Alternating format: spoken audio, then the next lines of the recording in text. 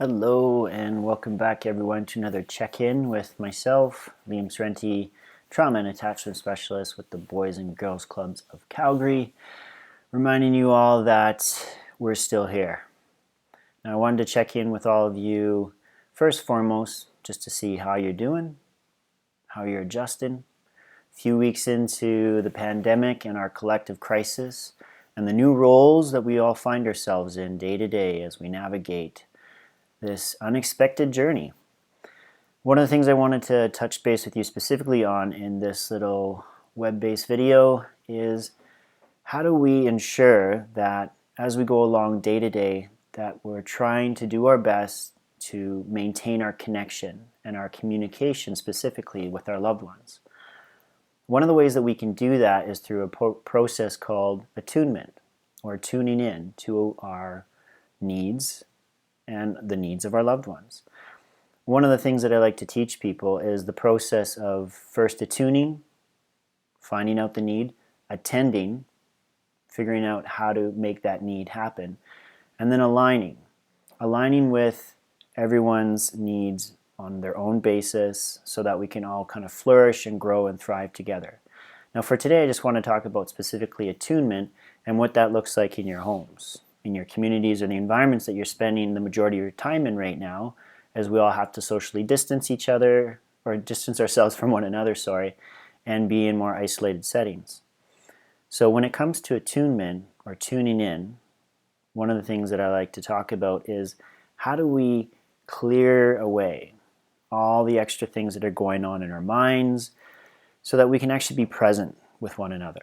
If we're not fully present with one another and we have our own thoughts racing and we're constantly trying to solve so many different things at once, we're not being present with the person in front of us or the person nearest to us who might be trying to communicate a need. So we tune in by clearing that all away, by giving ourselves permission to, for that moment, that instance, that set period of time, just be present and attentive with the person in front of us or who we're actively engaging with. Now when we do that, we open up the channels for being able to read what's coming in. So not just the verbal communication, but the nonverbals and all the ways that they're interacting with the environment. This is especially true for youngsters who don't have a lot of verbal acuity or an ability to really say what it is they need, right? And you know this as parents, right? When you're trying to meet a need of a young person who is making lots of complaints and noise and fuss, when maybe they just really want to be held, or they just want to be left alone, or they just need a little bit more food. We don't really know until we try, through trial and error, and figuring out what it is that they need from us.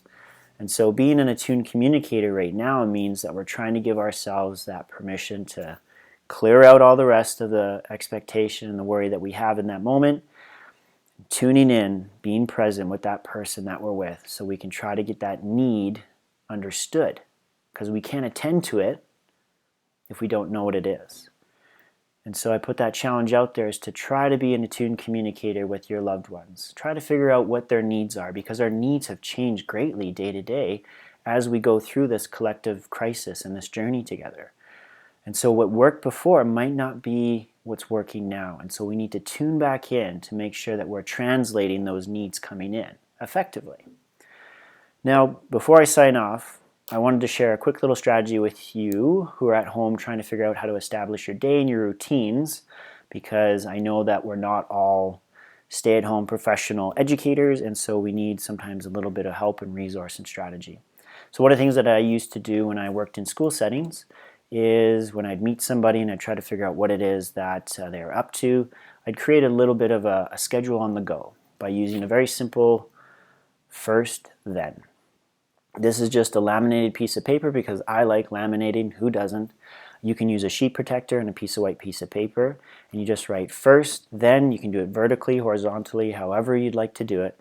Essentially what it is first is what you would like them to focus on for a set period of time, and then is where that collaboration and maybe that compromise comes in. So maybe it's first we're going to do some math for 15 minutes, one page. Then you get to have that cash-in time of that screen, tablet, iPad, game system that you wanted for a bit.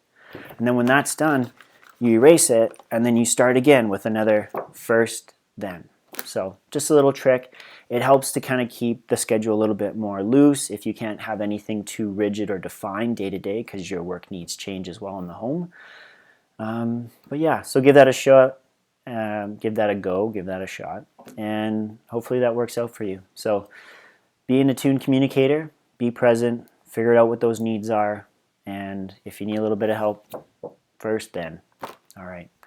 Take care, everyone, and we'll see you again soon.